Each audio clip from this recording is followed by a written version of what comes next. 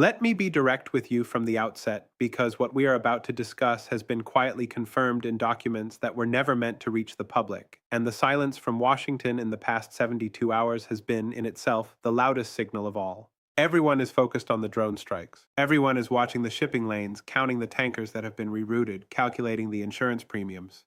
But that is not the real story. That is the surface. And if you stay with the surface, you will never understand why the United States of America, the most powerful military force ever assembled in human history, is still sitting in the Red Sea with no coherent exit strategy and no honest explanation for why it refuses to leave. What I am about to show you is not speculation.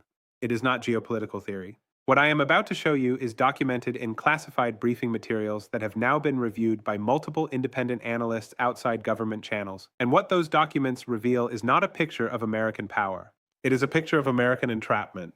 In the next 20 minutes, I am going to walk you through exactly why the United States cannot leave the Red Sea, why leaving would now constitute a strategic collapse larger than anything seen since the fall of Saigon, and why the Pentagon has been lying not just to the public, but to its own civilian leadership about what is actually possible in that theater. Subscribe now if you are not already subscribed, because this is the level of analysis that does not appear on your television screen. Let us start with geography, because geography is destiny, and nowhere is that more true than in the Red Sea corridor. The Bab el-Mandeb Strait, the narrow choke point at the southern end of the Red Sea between the Horn of Africa and the southwestern tip of the Arabian Peninsula, is approximately 29 kilometers wide at its narrowest point.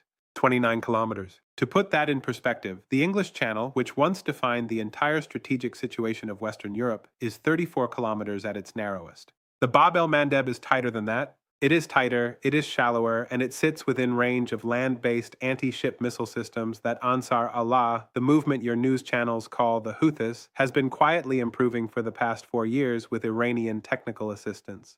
Through this strait passes, under normal conditions, approximately 12% of global trade, roughly 10% of global oil, and an even higher proportion of manufactured goods moving between Asia and Europe. The Suez Canal at its northern end processes somewhere between 15 and 17,000 vessels per year. When that corridor is disrupted, goods do not disappear. They reroute around the Cape of Good Hope, adding approximately 14 days to transit times and proportional costs to every shipment. According to the International Monetary Fund, and confirmed by the World Bank's own trade disruption analysis, the current level of Red Sea instability has already added measurable inflationary pressure to European consumer prices and created significant logistics bottlenecks for Asian manufacturing exporters. These are not projections. These are recorded outcomes. Now, announcement number 1, and this is the announcement that every Pentagon briefing since November has been structured around without ever stating it plainly. The United States military presence in the Red Sea is no longer primarily offensive. It has become defensive, and not in the way the word is normally used. It is defensive in the sense that the U.S. Navy's carrier strike groups are now functioning principally as deterrents against their own humiliation. Stay with me, because this requires precision to understand correctly. When the USS Dwight D. Eisenhower and subsequent carrier strike group deployments entered the Red Sea theater beginning in late 2023, the stated mission was coercive deterrence. The signal being sent was simple. American military presence would deter Ansar Allah from continuing its missile and drone campaign against commercial shipping. That is the standard logic of naval deterrence. You park enough firepower in a body of water, and the adversary calculates that continuing is not worth the cost. That logic failed. And when that logic failed, the United States found itself in a position that military planners describe, in their private terminology, as a commitment trap. A commitment trap is when the act of withdrawing from a position costs more, in credibility terms, than the act of staying, regardless of whether staying achieves the original objective. According to materials reviewed by analysts at multiple European security think tanks, including publicly available comments from the Royal United Services Institute in London, the United States has now spent in excess of $1 billion on interceptor missiles, specifically SM-2 and SM-6 interceptors, shooting down Ansar Allah drones and missiles that cost, by comparison, somewhere between $20,000 and $80,000 each. The exchange ratio is catastrophically unfavorable. The United States is spending, in some documented interception events, between $30 and $100 for every $1 the adversary spends. Commander Brian Black of U.S. Naval Forces Central Command acknowledged publicly that the pace of operations in the Red Sea had placed unusual strain on munitions inventories. That is the polite, public-facing version of what the leaked briefing materials describe in considerably starker terms. Received. That is announcement number 1. The mission has failed on its own stated terms, and the U.S. military cannot say so. Announcement number 2, and this is the one that connects the Red Sea situation to something much larger than any single theater. The Pentagon files reviewed by independent analysts include, according to reporting by The Intercept and corroborated by commentary from former senior intelligence officials now speaking in their private capacity, internal assessments of what withdrawal from the Red Sea would signal to 4 specific audiences simultaneously: Iran, China, Russia, and, most critically, the Gulf Cooperation Council states whose security architecture is built on the assumption of American permanence. Think carefully about what this means. The United States is not staying in the Red Sea because it is winning. It is staying because leaving would be interpreted by every one of those audiences as confirmation that Ansar Allah, a non-state actor operating from one of the poorest countries on earth, successfully deterred the United States Navy. That interpretation, if allowed to solidify, restructures every security relationship in the Middle East simultaneously. Saudi Arabia, which has spent the better part of a decade in an unresolved war with Ansar Allah that it cannot win, is watching the American calculation with extreme attention. The UAE, which hosts Al Dhafra Air Base and Jebel Ali, the most heavily used U.S. naval port outside of American territory, is recalibrating its own strategic posture based on what it observes. Both countries have, in the past 18 months, deepened economic and diplomatic engagement with China to a degree that would have been considered strategically unthinkable as recently as 2020. According to Bloomberg and the Financial Times, Saudi Arabia's sovereign wealth fund has made significant investment commitments to Chinese infrastructure and technology projects, while simultaneously reducing its public alignment with U.S.-led financial sanctions architecture. These are not unrelated data points. They are signals from a country that is hedging because it is not certain the American umbrella still holds. Stay with me, because this is where the third announcement changes the entire picture. Announcement number 3, and almost no one in the mainstream Western press is connecting this correctly. The leaked Pentagon assessment includes, according to analysts who have reviewed it, an internal acknowledgement that Ansar Allah has successfully mapped the electronic signature, radar profile, and operational pattern of every U.S. naval asset currently operating in the Red Sea theater. They know the maintenance schedules. They know the refueling windows. They know which hours of the day the combat air patrol coverage has gaps. This information is not speculation from the Yemeni side. It is the conclusion of the American side's own counterintelligence review, and it fundamentally changes the risk calculus of operating in that theater. A carrier strike group that has been mapped and tracked for 18 months is not the same deterrent as a carrier strike group that arrives as a surprise. The element of overwhelming force depends partly on unpredictability. That unpredictability is now gone.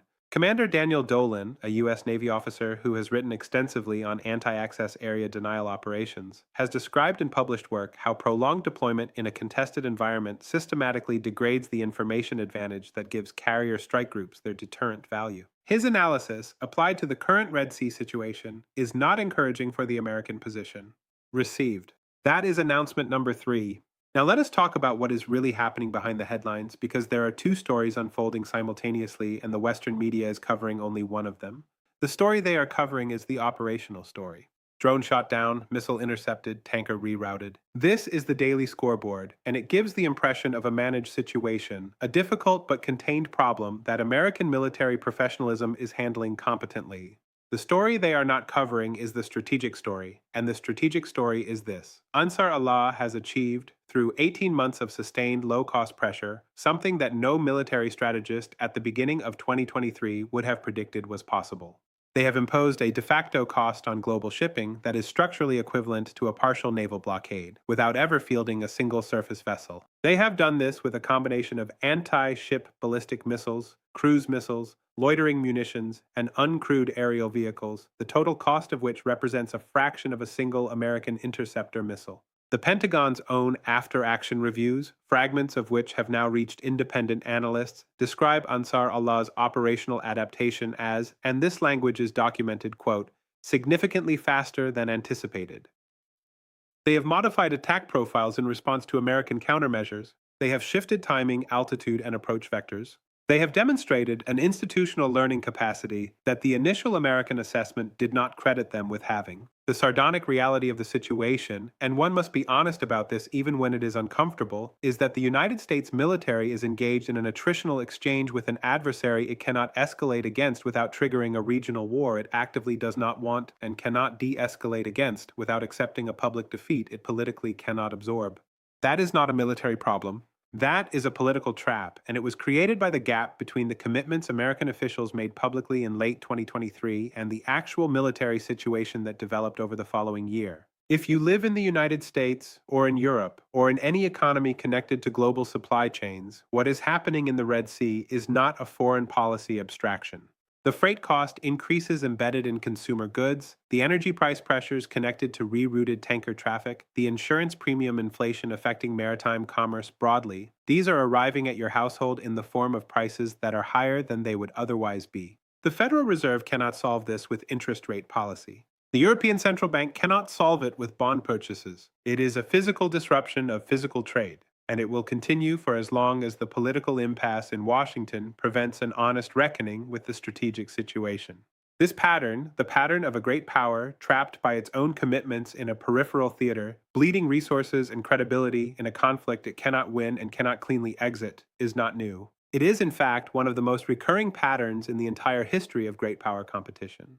The Athenians understood it, or rather, they understood it too late. In the 5th century before the Common Era, Athens found itself committed to the Sicilian expedition, a military adventure launched in 415 BC against Syracuse that its own most careful strategists had warned against. The expedition was not undertaken because Athens expected to lose. It was undertaken because withdrawal, after the commitment had been made publicly, was politically impossible. The expedition ended in catastrophe. The entire force was destroyed. And that catastrophe did not just lose Sicily. It broke the back of Athenian naval power for a generation and handed Sparta the strategic opening that ended the Athenian Empire. The parallel to the current Red Sea situation is not exact, but it is instructive. The United States committed publicly to a deterrence mission. That mission failed on its stated terms. Withdrawal is now politically impossible because of the signal it would send. And the resources, both financial and in terms of munitions inventories and operational wear on platforms, continue to drain away in pursuit of an objective that no one in Washington can honestly define anymore. The question for Sparta in the Athenian analogy is who fills the vacuum. And here the answer is not ambiguous. So where does this leave us? Let me give you 3 clear paths, because there is no honest middle ground, and anyone offering you comfortable ambiguity is not being straight with you. Path 1, the diplomatic off-ramp. This would require a negotiated arrangement, likely brokered through Omani channels, similar to the mediation that produced earlier Yemeni ceasefire agreements, in which Ansar Allah suspends its Red Sea campaign in exchange for some combination of a humanitarian arrangement in Gaza and a reduced American military footprint in the theater. The conditions for this path exist. The political will in Washington to acknowledge that negotiations with Ansar Allah are necessary does not currently exist. This is the path that resolves the situation at the lowest cost. It is also at this moment the path the U.S. administration is least willing to take. Path 2, escalation. A significant expansion of American strikes against Ansar Allah's missile and drone infrastructure, its command nodes, its supply lines from Iranian-linked networks. This is the path the more hawkish elements of the Pentagon and the National Security Council advocate. The problem with this path is that every previous escalation cycle in this conflict has produced tactical damage to Ansar Allah that it has absorbed and then reconstituted, while producing political costs in terms of civilian casualties, international criticism, and regional instability that have consistently exceeded the military gains. There is no documented case in this conflict of American escalation producing a durable reduction in Ansar Allah's operational capacity.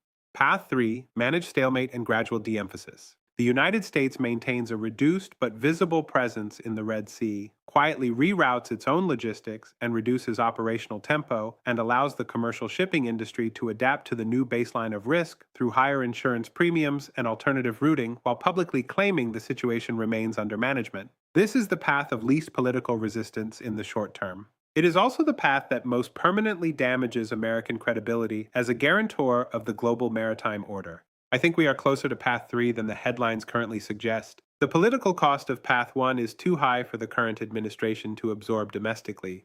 The military track record of Path 2 offers no confidence. And the institutional instinct of every bureaucracy facing an unwinnable situation is to manage appearances rather than resolve the underlying problem.